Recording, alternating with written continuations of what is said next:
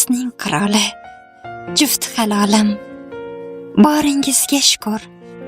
Cheksiz mehringiz uchun, farzandlarimiz yuzidagi quvonchli tabassum uchun rahmat. Yaxshi sharoit, to'kin dasturxon, tinch va fayzli hayot uchun rahmat. Kecha-yu kunduz oilam, bolam, chaqam deb tinim bilmay qilgan harakatlaringiz uchun rahmat. Hammasini qadrlayman va siz bilan faxrlanaman. So'nggi nafasimgacha sevib ardoqlayman.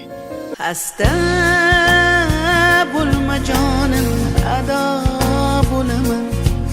Mendan oldin o'lma, ishon, o'lib bo'laman. Senga men zor bo'laman, sensiz men xor